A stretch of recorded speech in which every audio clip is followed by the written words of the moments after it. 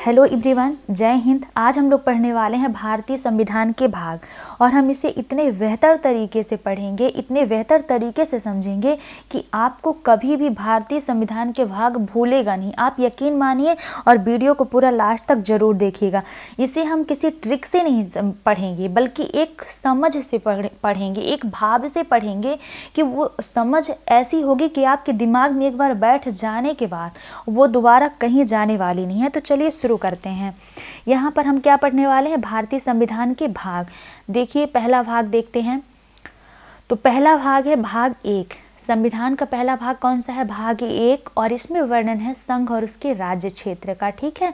और अनुच्छेद हैं 1 से 4, ठीक है। हम इसे इस भाव से समझेंगे कि जैसे मान लीजिए एक आदमी है, जैसे कि हम हैं, तो हम पहले आएंगे, भारत में आते हैं। तो भारत में आने से पहले हम जब आएंगे तो हमको ये होता है कि हम रहेंगे कहाँ, हमको स्थान कहाँ मिलेगा। तो सबसे पहला स्थान हम, ये जो इंसान है, इंसान नामक व्यक्ति यहाँ खड़ा है, तो ये सबसे पहले कहाँ आता है? आएगा संघ और उसके राज्य क्षेत्र में, यानी भारत में आएगा। भारत क्या है? भारत राज्यों और उसके राज्य क्षेत्रों का संघ है। तो सबसे पहले इंसान कहाँ आता है? भाग 1 में आता है। और ये भाग 1 के अनुच्छेद 1 से 4, भाग 1 में कितने अनुच्छेद हैं? तो अनुच्छेद 1 से 4 भाग 1 में वर्णित हैं, ठीक है। तो हाँ, इस तरीके से समझेंगे, शायद समझ में आ रहा होगा कि एक इंसान है, मानिए एक इंसान है, वो इंसान सबसे पहले आया कहाँ? भारत में, ठीक है। तो भारत में आए, भारत क्या है? भारत संघ है। तो भारत संघ और उसका राज्य क्षेत्र है।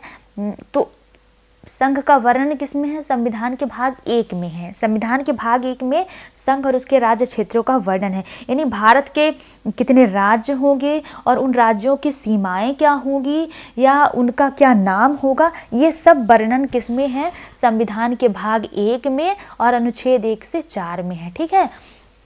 तो नागरिक आया सबसे पहले कहाँ आया? भारत में आया, ठीक है। तो भारत में आया, पहला कदम उसका भारत में रखा गया। तो संविधान के भाग 1 में किसका वर्णन है? भारत का, यानी संघ और उसके राज्य क्षेत्रों का वर्णन है, ठीक। भाग 2 को देखते हैं। यदि 2-3 बार ये वीडियो आपके माइंड में आप देखेंगे और आपके माइंड में बात राउंड करेगी तो आपको ऑलरेडी याद हो जाने वाला।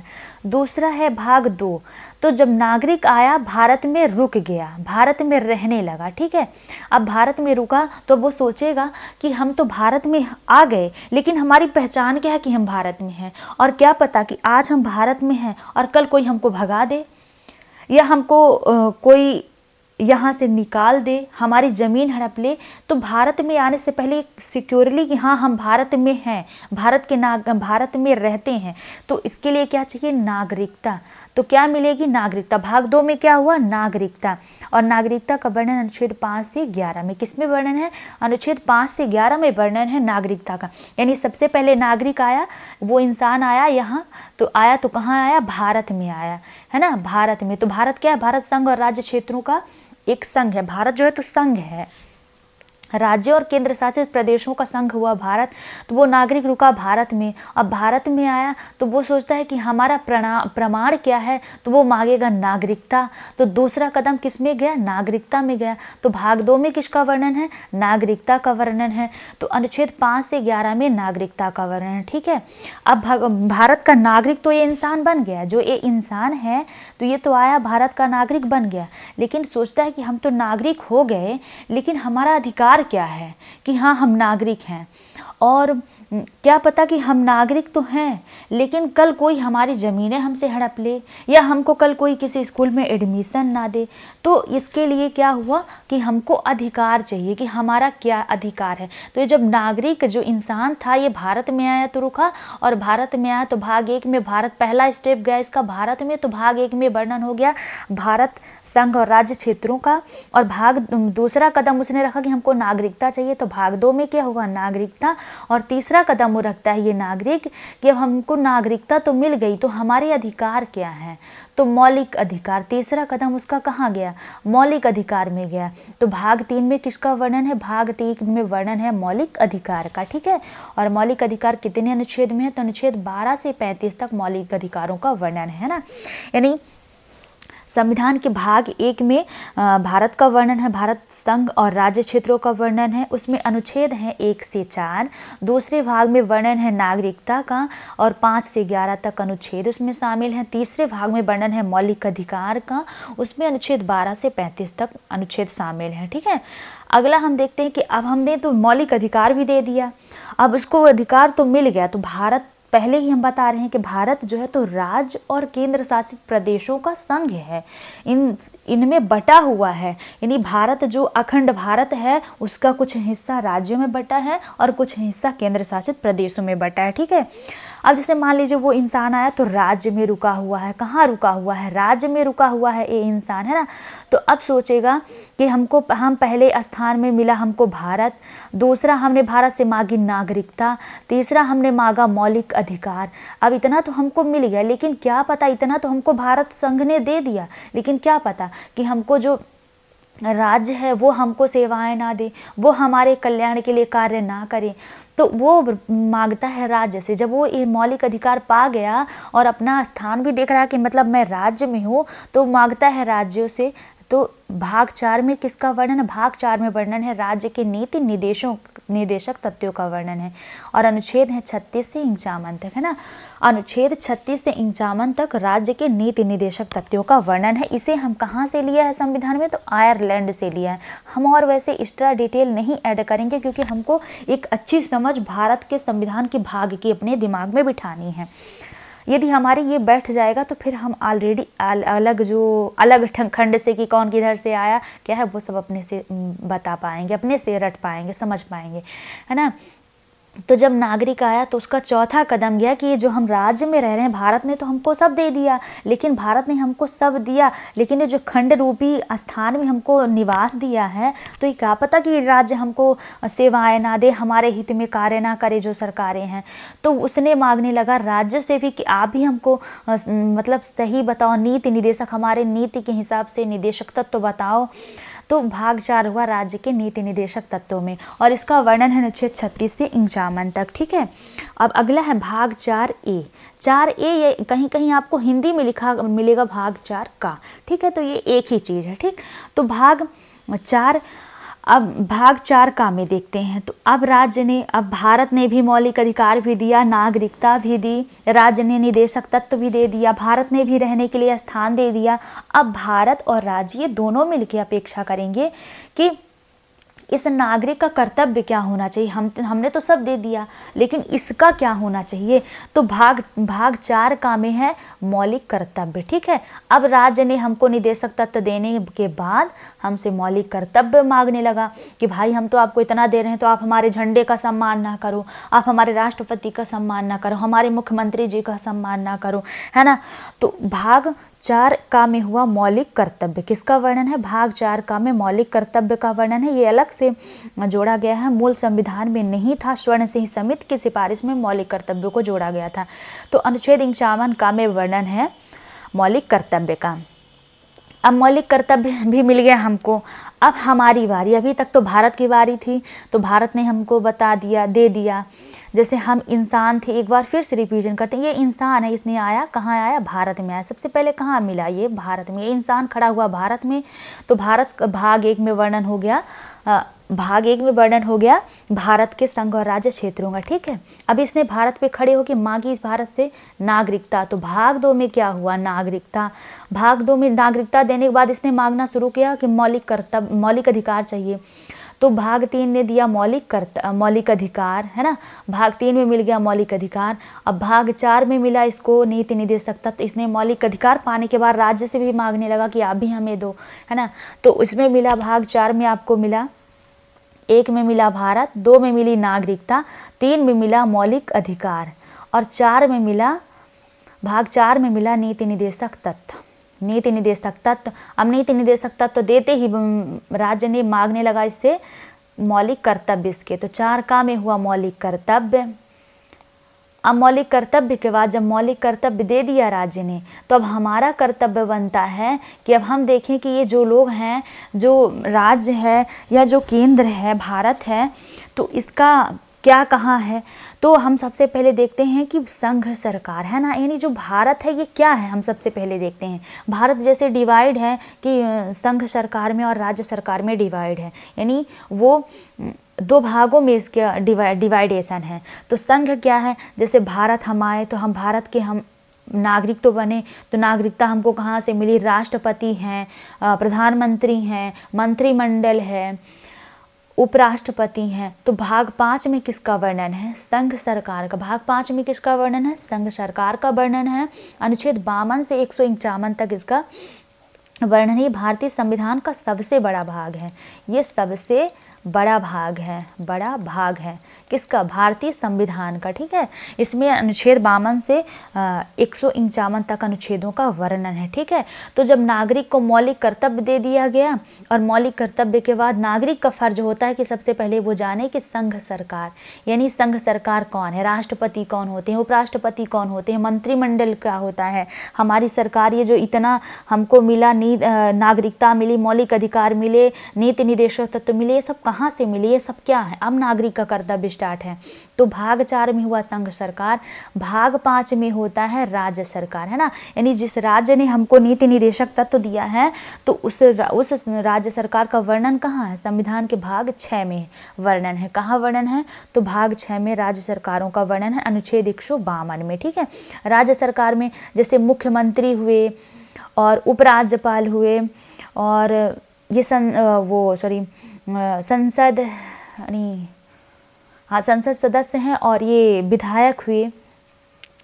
इस तरीके से राज्य सरकार का वर्णन किसमें हुआ, संविधान के भाग 6 में हुआ। ठीक है, आगे देखते हैं भाग 7 को। तो ये भाग 7 निरस्त है, इससे तो हमको कोई मतलब नहीं है, अनुच्छेद 238 में इसका वर्णन है। ठीक है, अब आगे बाद हम देख लेते हैं भाग 8 को। अब भाग 8 देखते हैं।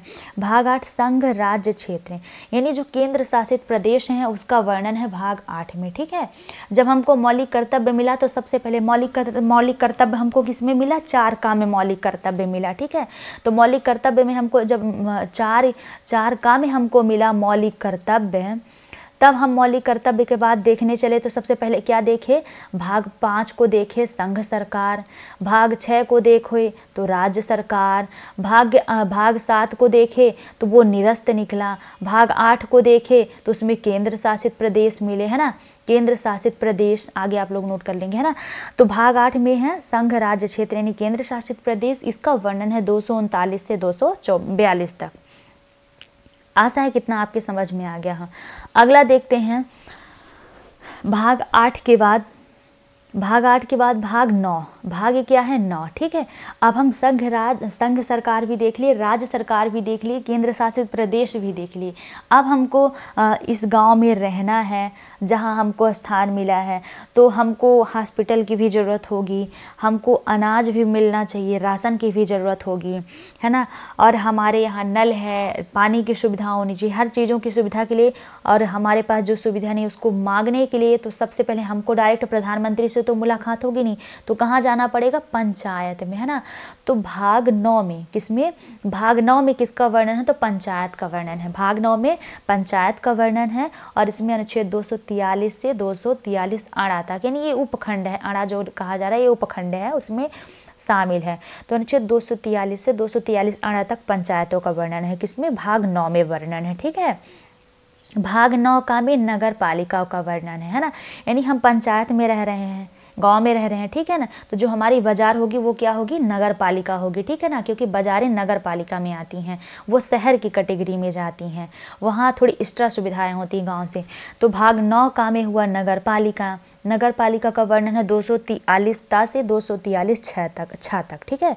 अब हम 9 खा में सहकारी समितियों का वर्णन है, ठीक है। सहकारी समितियां कहने का मतलब कि जो ये कार्य कर रही हैं, तो कहीं ना कहीं इसमें समितियां भी एकजुट होती हैं, और उस समितियां मिलके जो पंचायतों की व्यवस्था है वो कुछ ना कुछ समितियों में बटी रहती है और उसके द्वारा किया जाता है। तो 243 ZH से 243 ZT तक वर्णन है सहकारी समितियों को, ठीक है।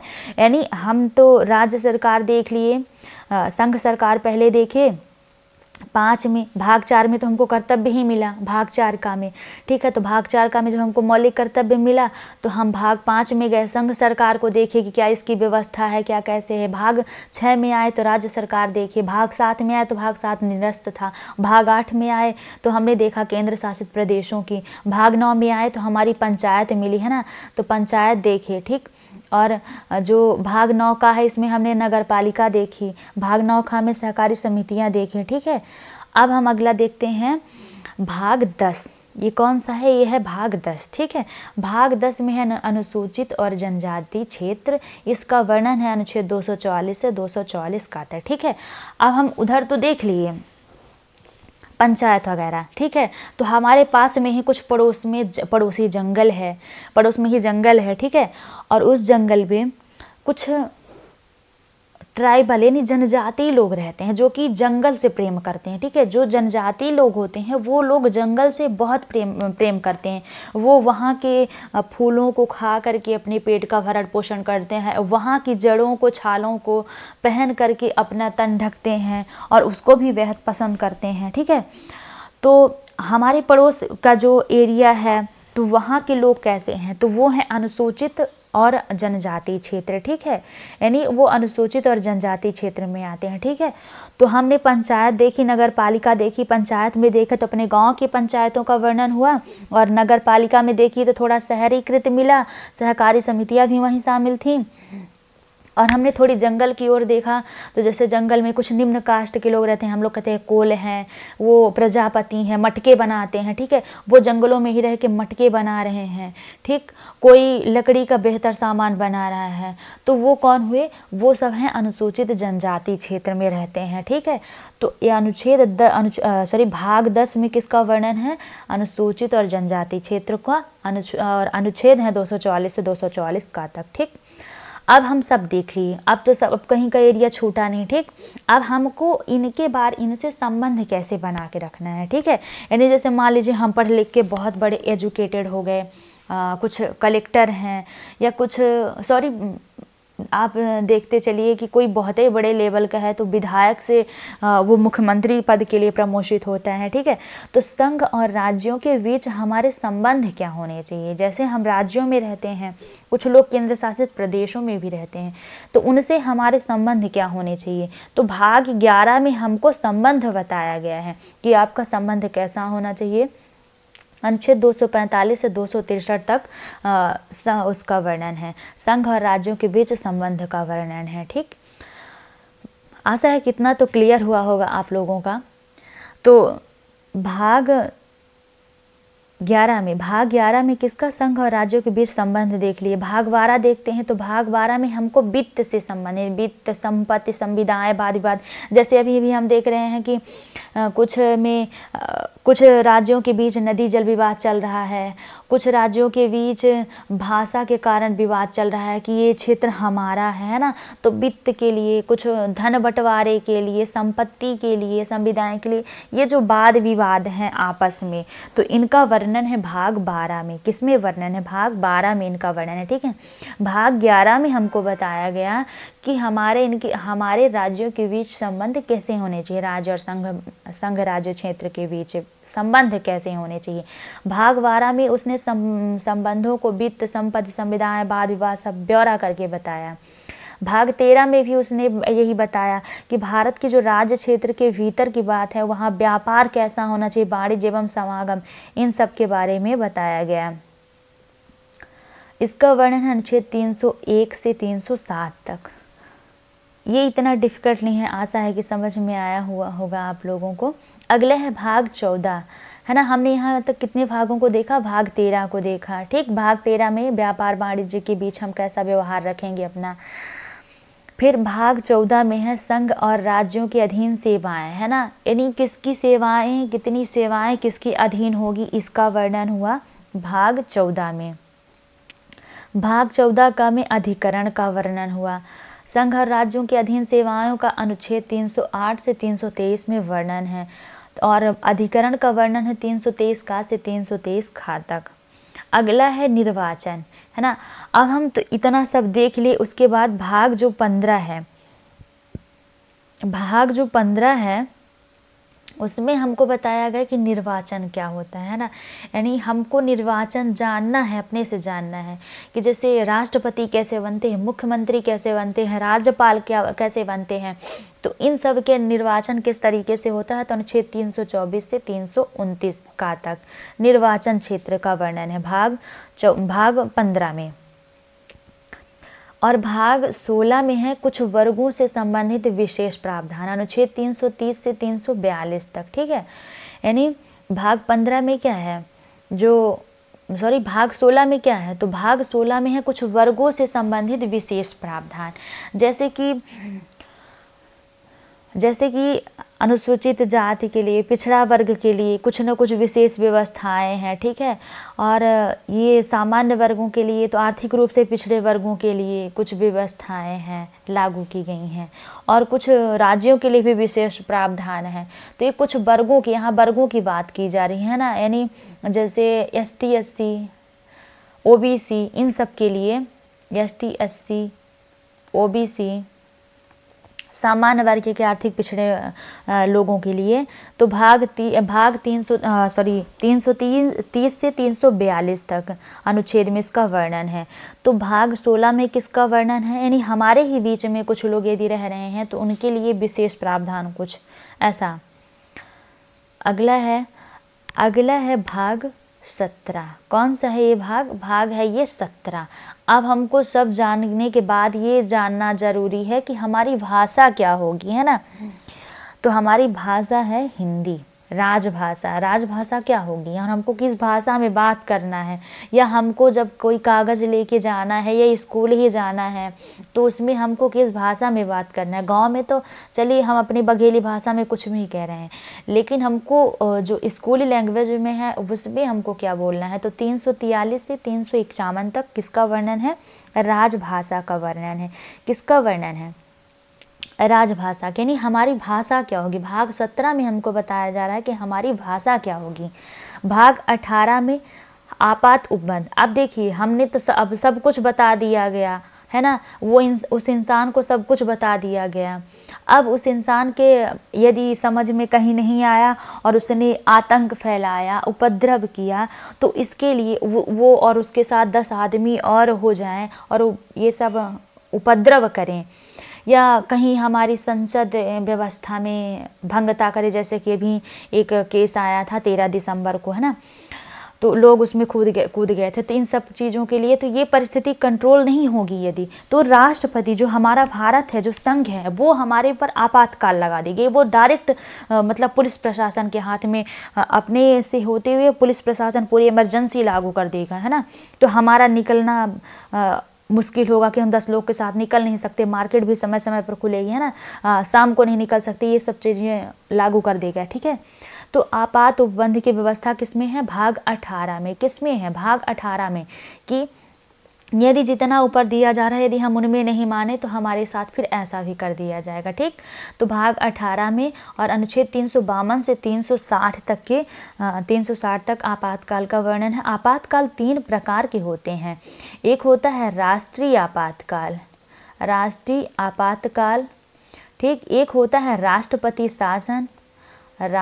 शासन, एक होता है वित्तीय आपातकाल, ठीक। तो इस तरीके से आपातकाल लगा दिया जाएगा,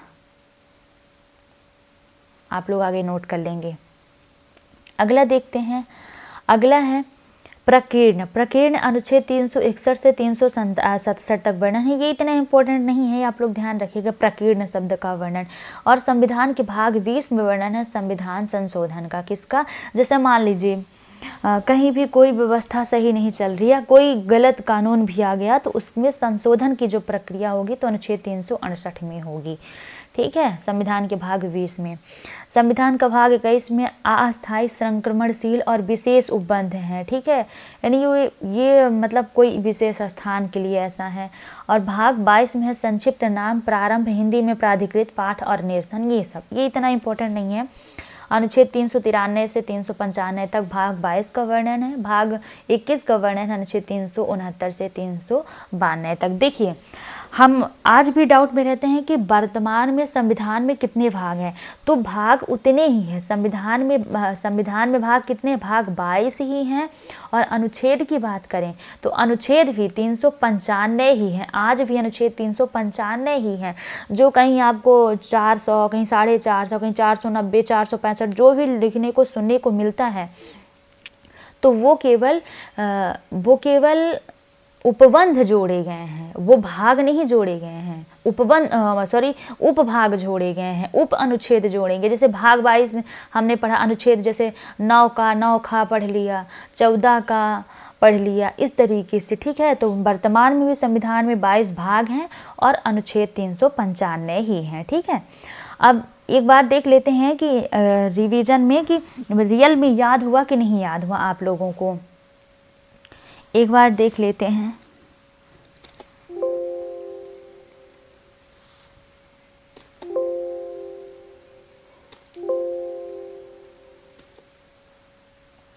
देख लेते हैं यहाँ। जैसे देखिए, हमने संविधान का भाग पढ़ रहे थे, तो कोई इंसान है ना, वो इंसान आया यहाँ, ठीक, ये इंसान है, ठीक, ये आया तो कहाँ आया, सबसे पहले भारत में आया। इसका कदम कहाँ पड़ा, भारत में पड़ा।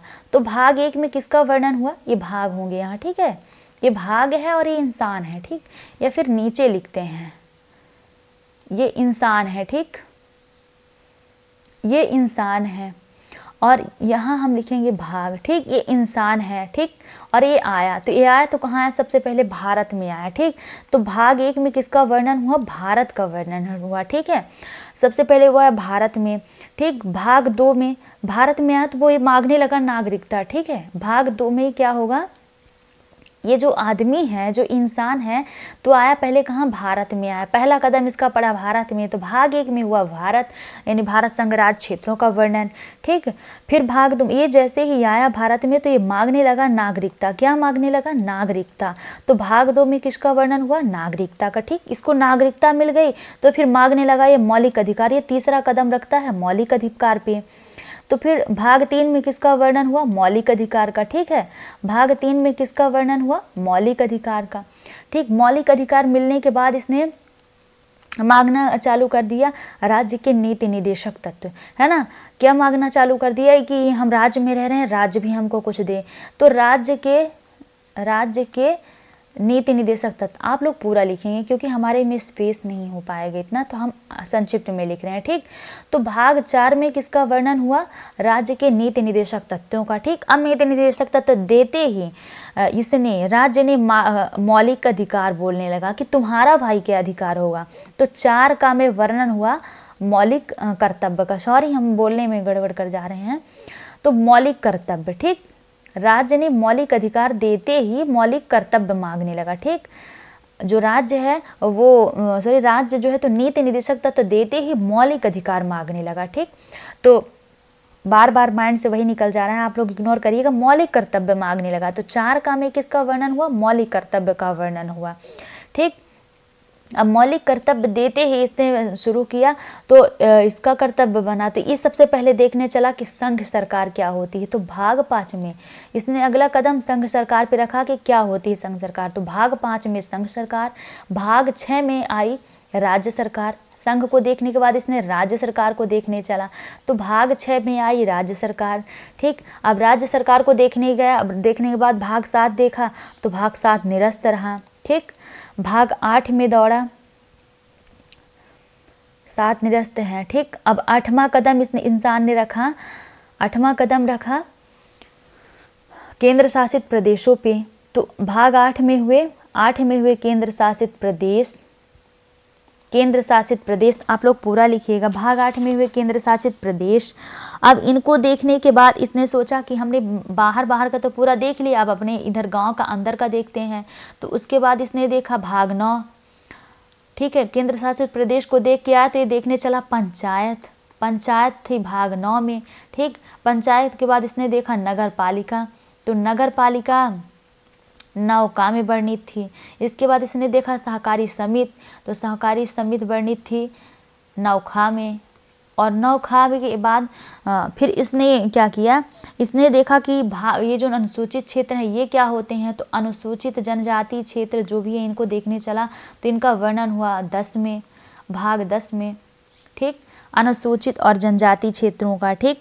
उसके बाद भाग 11 में इसने अगला कदम रखा, तो इसको ये देखने को मिला कि हमारे संबंध, इसको संविधान की तरफ, इसके कर्तव्य शुरू है ना इस आदमी के, तो कर्तव्य में आया कि हमको जो केंद्र है और जो राज्य हैं, संघ राज्यों के बीच संबंध कैसे होने चाहिए, संघ राज्यों के बीच संबंध आप लोग आगे लिखेंगे। तो भाग 11 में संबंध का वर्णन हुआ। भाग 12 में वैसे प्रशासनिक संबंध तो हुए, लेकिन वित्त, संपत्ति, संविदाएं, बाद ये सब कैसे होने चाहिए, तो भाग 12 में इनका वर्णन मिला इसको। और भाग 12 के बाद भाग 13 में इसके व्यापार के बारे में जिक्र हुआ। आप लोग नोट करेंगे, स्पेस कम है यहाँ। तो भाग 13 में इसका वर्णन हुआ व्यापार का, और फिर व्यापार के बाद इसका सेवाएं क्या होगी इन दोनों के बीच में, सेवाएं। तो भाग 14 में इसको वर्णन मिला सेवाओं के बारे में, ठीक। भाग फिर 14 का में अधिकरण है, 14 का में अधिकरण देखने को मिला। 15 में देखने को मिला इसको निर्वाचन, यानी कैसे हम, किस तरीके से निर्वाचन होता है राष्ट्रपति का, प्रधानमंत्री का, मुख्यमंत्री का, इन सब का।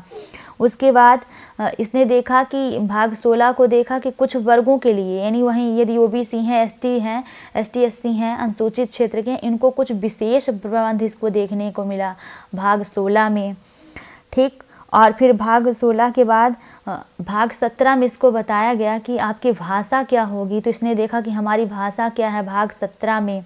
17 से बाहर आया। अब सब कुछ बताने के बाद इसको इसने यदि ये नहीं माना तो इसको ये भी बताया गया कि आप यदि नहीं मानते हैं, आप उपद्रव करेंगे, तांडव करेंगे, तो फिर आपात उपबंध भी हैं, यानी हम आपातकाल लगा के और अपने हाथों में ले लेंगे पूरा, ठीक। तो भाग 18 में इसको मिला आपातकाल की इमरजेंसी भी लगाई जा सकती है ना। भाग 19 में मिला, भाग 19 में प्रकीर्ण रहा। भाग 20 में संशोधन की प्रक्रिया बताई गई कि यानी किसी संविधान के भाग को संशोधित भी किया जा सकता है, ठीक। भाग 22 में अस्थायी, संक्रमणशील और विशेष उपबंध हैं, है ना, जो अस्थायी हैं, स्थायी नहीं है। जैसे कि ये जम्मू कश्मीर के लिए विशेष प्रावधान रहा तो उसको हटाया गया था इस तरीके से। और भाग 21 में और भाग 22 में संक्षिप्त नेम, प्रारंभ, ये इतना इम्पोर्टेंट नहीं है। तो आशा है कि वीडियो आपके लिए काफ़ी हेल्पफुल होगी और आप वीडियो को पूरा ज़रूर देखे होंगे, और आपका आज के बाद ये जो संविधान का भाग याद करने का समस्या रही होगी वो खत्म हो गई होगी और आपको अच्छे से याद हो गया होगा। आप यकीन मानिए इस वीडियो को 2 बार 3 बार देखेंगे तो एक भाव से आपके समझ में आ गया होगा। So thanks for watching my videos. आशा है कि वीडियो आपके लिए काफ़ी हेल्पफुल होगी और आप वीडियो को पूरा ज़रूर देखेंगे। Thank you.